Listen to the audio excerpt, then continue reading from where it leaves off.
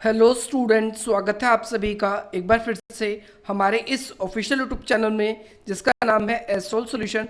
मैं चंदन कुमार हाजिर हूं आप सभी के सामने अपनी एक और नई वीडियो के साथ। सो गाइस, आज की इस नई वीडियो में हम बात करेंगे उन सभी स्टूडेंट्स के लिए जो कि MPS master of political science के वे सभी स्टूडेंट्स जो सेकेंड ईयर में हैं और वो एमपीएस E001 जिस बुक का नाम है भारत और विश्व, इस सब्जेक्ट को पढ़ रहे हैं। तो भाई आप सभी की बहुत ज़्यादा डिमांड आ रही थी कि सर एक ऐसी वीडियो बनाई जाए जिसके अंदर सारे के सारे इंपॉर्टेंट क्वेश्चन जो हमें एग्ज़ाम में प्रिपेयर करने हैं, क्योंकि अब आप सभी के एग्ज़ाम में ज़्यादा समय नहीं बच गया है, तो आप इन क्वेश्चनों को अपने एग्ज़ाम में अप्लाई कर सकें। तो चलिए ज़्यादा देर ना करते हुए आज की अपनी इस वीडियो को हम स्टार्ट करते हैं। सबसे पहली चीज़, आज की अपनी इस वीडियो में हमने आप लोगों के लिए टाइप वाइज क्वेश्चन बनाए। जैसे यहाँ पर आप देख सकते हैं टाइप 1 है। टाइप 1 में आप पक्का देखेंगे कि भाई कुछ क्वेश्चन ऐसे हैं जो भारत की विदेश नीति से संबंधित आते हैं, कुछ क्वेश्चन ऐसे हैं जो अलग टाइप से आते हैं। तो आप लोग टाइप वाइज क्वेश्चन प्रिपेयर करें और अपने एग्ज़ाम में उसी क्वेश्चन को प्रिपेयर करके जाएं जैसा कि हमने बताया है, क्योंकि इसी में से आपका ऑलमोस्ट सारा पेपर आएगा और आप सभी इन क्वेश्चनों को अच्छी तरीके से तैयार ज़रूर करें। चलिए हम स्टार्ट करते हैं। क्वेश्चन नंबर सबसे फर्स्ट क्वेश्चन में आपसे विदेश नीति से जुड़ा हुआ कोई भी क्वेश्चन हो तो ये स्वाभाविक सी बात है, आपसे विदेश नीति का अर्थ ज़रूर पूछा जाएगा, जिसमें आपको विदेश नीति का अर्थ बताना होगा। और यहाँ पर आगे क्वेश्चन में आपसे पूछा गया है, ये टॉप क्वेश्चन सबसे पहला है विदेश नीति से संबंधित, जो आपको पक्का प्रिपेयर करके जाने हैं। तो भाई भारत की विदेश नीति की जो प्रमुख विशेषताएं हैं, आपको प्रमुख विशेषताएं भी बतानी है। विशेषताएं मतलब खासियतें। जैसे भारत की जो विदेश नीति है उसमें एक खासियत क्या है, भारत की गुटनिरपेक्षता नीति की। दूसरी, अगर हम बात करें निशस्त्रीकरण की, तो ऐसे ऐसे पॉइंट आप लोगों को इसके अंदर एक्सप्लेन करना है। दूसरा, अगर हम बात करें तो किसी भी देश पे पहले हमला ना करने की नीति। तो ऐसे पॉइंट जो भारत की विदेश नीति को प्रभावित करते हैं। चलिए नेक्स्ट पॉइंट की ओर बात करते हैं। अगला पॉइंट है क्वेश्चन नंबर 2। इसमें आपसे ये पूछा गया है कि भाई भारत की विदेश नीति बनाने में या भारत की विदेश नीति को प्रभावित करने में राजनीतिक दलों का क्या योगदान है। ये क्वेश्चन बहुत बार आप सभी का रिपीटेड है और ये क्वेश्चन आप लोगों के लिए ऑलरेडी अपलोडेड है। अगर आप लोगों ने नहीं देखा है तो उसका लिंक मैं आप लोगों के लिए पूरा का पूरा प्लेलिस्ट का लिंक आपके वीडियो के डिस्क्रिप्शन बॉक्स में दे दूंगा, जिसके थ्रू आप वहाँ से सारे के सारे वीडियोस देख लेना और अपने एग्जाम्स की अच्छी तरीके से तैयारी कर लेना। क्वेश्चन नंबर 3 है आपसे कि भाई भारत की विदेश नीति को प्रभावित करने में या भारत की विदेश नीति को बनाने में पीएमओ क्या है, प्रधानमंत्री, पी से आपका प्राइम मिनिस्टर, ओ से ऑफिस, प्रधानमंत्री का जो कार्यालय है। ऐसे भी क्वेश्चन लिखा हुआ है कि प्रधानमंत्री के कार्यालय की भूमिका बताइए भारत की विदेश नीति को निर्धारण करने में। तो ये क्वेश्चन भी आप सभी के लिए एक्सप्लेन किया जा चुका है। अगला क्वेश्चन आप लोगों से पूछा गया है, भारत की विदेश नीति को निर्धारण करने में भारत की विदेश मंत्रालय की भूमिका को बताइए। तो भाई ये क्वेश्चन भी आप लोगों के लिए ऑलरेडी अपलोडेड है, उसका लिंक भी डिस्क्रिप्शन बॉक्स में आपको मिल चुका है।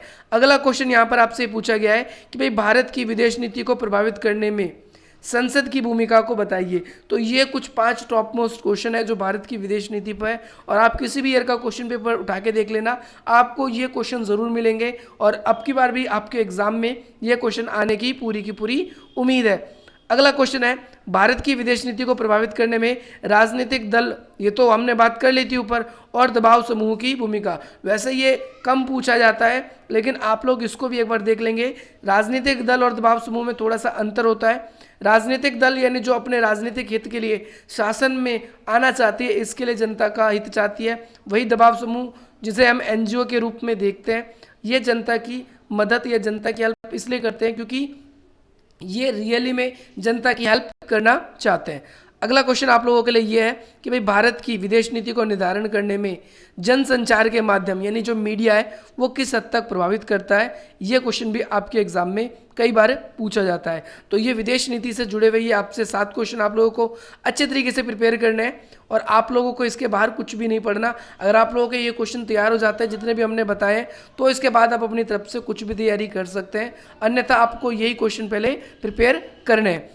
अगला क्वेश्चन आपसे क्वेश्चन नंबर 8 है। इसमें पूछा गया है कि भाई भारत की विदेश नीति को प्रभावित करने वाले प्रमुख, चाहे वो आपसे देशिक कारण पूछ ले या फिर राष्ट्रीय कारण या अंतर्राष्ट्रीय कारण, या से आपसे ये भी पूछा जा सकता है कि विदेश नीति को प्रभावित करने वाले जो राष्ट्रीय कारण है और अंतर्राष्ट्रीय कारण है उनको बताइए। तो ये क्वेश्चन भी आप लोगों के लिए अपलोडेड है, लाख से प्लस व्यूज़ उस वीडियो पे आ चुकी है। आप सर्च करेंगे भारत की विदेश नीति को प्रभावित करने वाले कारण और उस पर लिख देंगे एसओएल सॉल्यूशन, तो आप लोगों को ये वीडियो मिल जाएगी।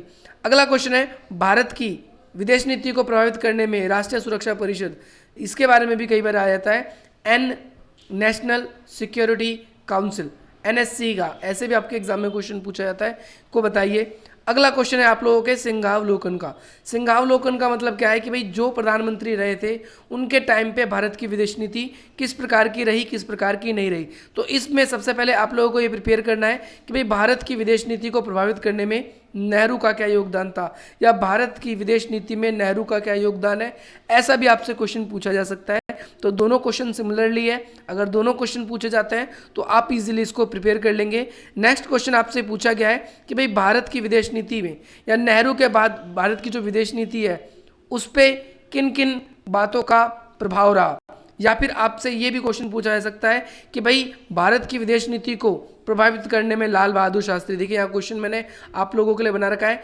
आपसे क्वेश्चन या तो ये पूछता है नेहरू के बाद भारत की विदेश नीति किस प्रकार की रही, और आपसे इनडायरेक्टली वे में ये पूछा जा सकता है कि भाई पाकिस्तान ने लाल बहादुर शास्त्री के दृष्टिकोण को कमजोरी और शोषण करने के प्रयासों का वर्णन करें। तो दोनों क्वेश्चन सेम है, आप लोग दोनों क्वेश्चन आपसे घुमा के पूछे जाते हैं, तो आप पहली बात तो कंफ्यूज नहीं होंगे, दोनों क्वेश्चन सेम है और इनके सिमिलर ही उत्तर लिखने हैं। अगला क्वेश्चन है कि भाई श्रीमती इंदिरा गांधी के शासनकाल में भारत की विदेश नीति का सिंहावलोकन कीजिए। तो सेम क्वेश्चन है, इसमें आपको इंदिरा गांधी के शासनकाल की बात करनी है। जितने भी वीडियोस में जितनी भी मैं बातें बता रहा हूँ इसकी ऑलमोस्ट वीडियोस अपलोडेड है, आप सभी वीडियो को देख सकते हैं। बाकी अगर आप लोगों को कोई भी वीडियो देखने में दिक्कत आ रही है, प्रॉब्लम आ रही है, तो आप हमसे कोई भी डाउट है आपका, आप अपने इस तरीके से हमसे कॉन्टैक्ट करके अपने डाउट्स को क्लियर करा सकते हैं। इसके अलावा आप लोग हमें इंस्टाग्राम पर फॉलो कर सकते हैं, और अगर आपको ये वीडियो पसंद आई या आगे की भी वीडियो पसंद आए, अगर आप लोगों को लगे इतने कम समय में हमने जितना आप लोगों का प्रेम और प्यार पाया है, तो आप लोग हमारी वीडियो को लाइक करें और चैनल को सब्सक्राइब अवश्य करें। चलिए अगला क्वेश्चन है, इंदिरा गांधी ने भारत की विदेश नीति को निर्धारण करने में या इंदिरा गांधी के शासनकाल में भारतीय विदेश नीति का सिंहावलोकन कीजिए। तो दोनों क्वेश्चन सेम है, अलग अलग तरीके से क्वेश्चन पूछे जाते हैं। आई होप आप लोगों को ये दोनों क्वेश्चन अच्छे तरीके से समझ में आ गए होंगे। अगला क्वेश्चन है एनडीए। एनडीए का मतलब क्या है? राजक। तो भाई भारत की विदेश नीति को प्रभावित करने में एनडीए की सरकार की प्रमुख भूमिका बताइए। तो भाई इसमें सबसे पहली बात तो एनडीए की आप लोगों को पता होना चाहिए। ये हम बात करें तो वर्तमान समय में जो मोदी की गवर्नमेंट है वो एनडीए की ही गवर्नमेंट है। तो भाई इनकी क्या रोल है, इनका क्या रोल है प्रेजेंट टाइम पे भी आपसे पूछा जाता है। तो ये क्वेश्चन कंटेम्प्रेरी वर्ल्ड के लिए, भारत और विश्व के लिए भी इंपॉर्टेंट बन जाता है। तो आप इस क्वेश्चन को भी प्रिपेयर करके जाएंगे, ये क्वेश्चन भी आप लोगों के लिए अपलोडेड है। अब हम आ चुके हैं अपने टाइप थर्ड पे, जो आपका तीसरा टाइप का क्वेश्चन है, जो कि रिलेशन से रिलेटेड है, जिससे भारत के विभिन्न देशों के साथ में रिलेशन पूछे जाते हैं। इसमें सबसे टॉप पे भारत और अमेरिका के संबंधों की चर्चा कीजिए। अगला क्वेश्चन है आपसे भारत और ईयू के संबंधों की चर्चा कीजिए। ये भी क्वेश्चन आप लोगों के लिए अपलोडेड है, अगर आप लोगों ने नहीं देखा है तो देख सकते हैं, उसका लिंक भी डिस्क्रिप्शन बॉक्स में है। इसके अलावा भारत शीत युद्ध के दौरान अमेरिका के बीच में कई मतभेद भी उत्पन्न हुए थे। तो यहाँ पर आपसे अच्छे संबंधों की बात करी है। और यहाँ पर अगर हम बात करें तो भारत और अमेरिका के शीत युद्ध के काल में कौन कौन से मुद्दे थे जिसकी वजह से मतभेद हुए, या क्या क्या ऐसी वजह रही जिसकी वजह से भारत और अमेरिका के जो संबंध है वो अच्छे नहीं रहे। अगला क्वेश्चन है शीत युद्ध के बाद में भारत और अमेरिका के नए संबंधों को बताइए। तो शीत युद्ध के बाद में भारत और अमेरिका के क्या नए संबंध रहे, ये भी वीडियो आप लोगों के लिए अपलोड हो चुकी है।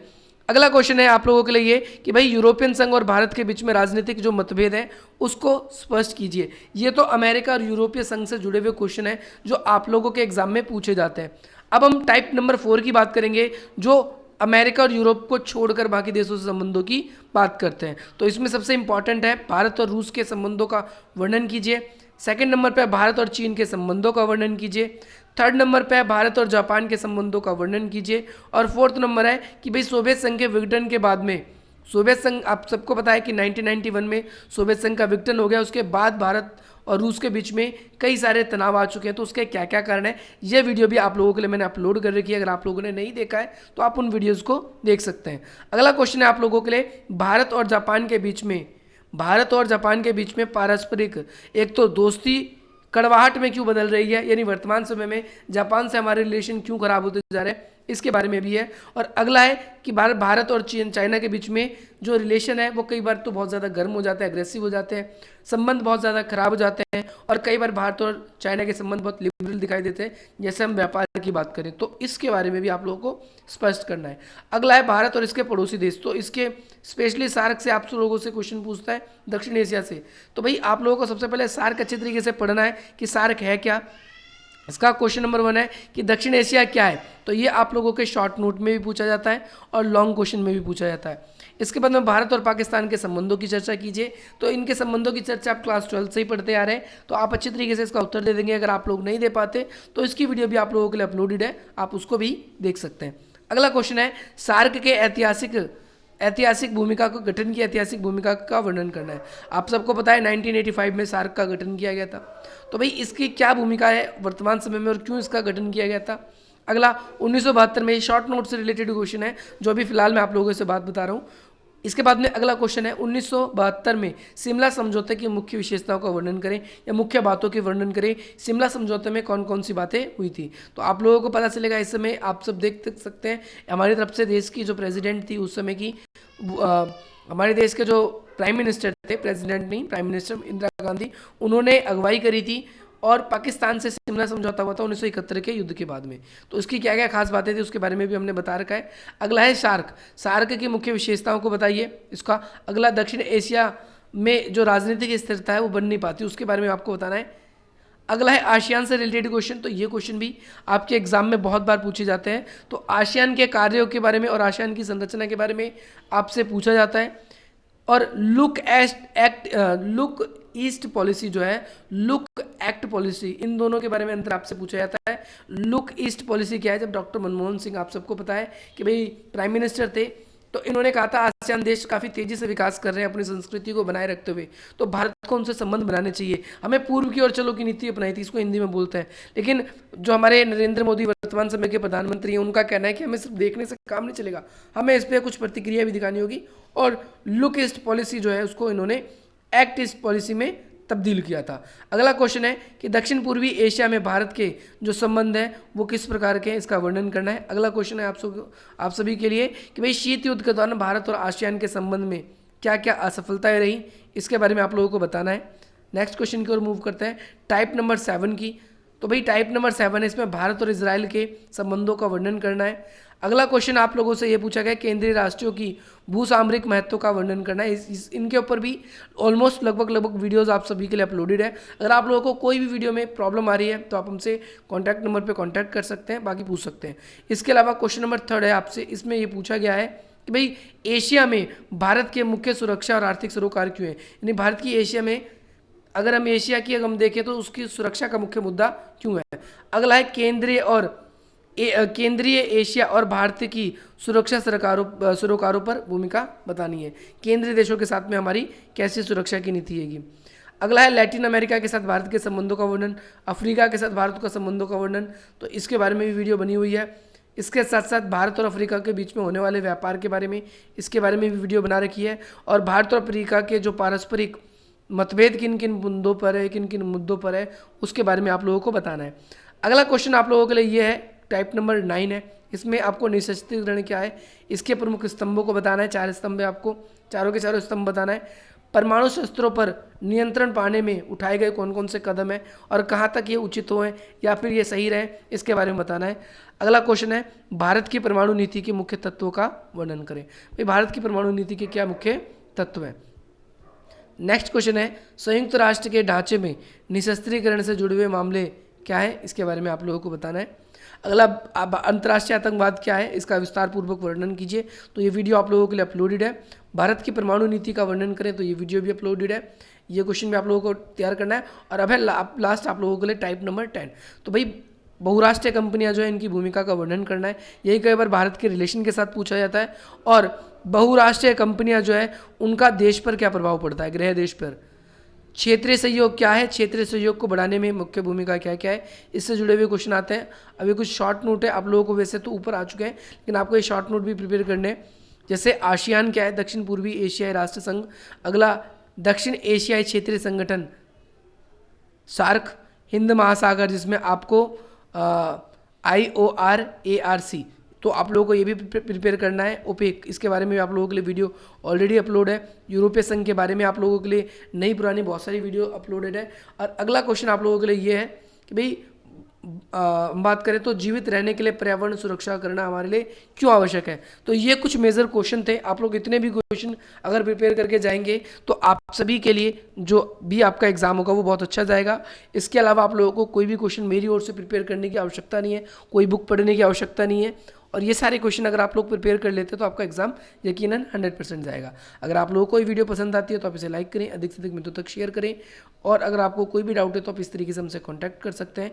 डिस्क्रिप्शन बॉक्स में आप लोगों के लिए वेरियस लिंक है, आप हमारे टेलीग्राम ग्रुप्स पे ज्वाइन हो सकते हैं, आप हमारे फेसबुक पे हमसे कनेक्ट हो सकते हैं, आप इंस्टाग्राम पर हमसे अपने कोई भी डाउट है उसको पूछ सकते हैं। चलिए गाइस, मिलते हैं हम आपसे अपनी अगली वीडियो में। जय हिंद, जय भारत।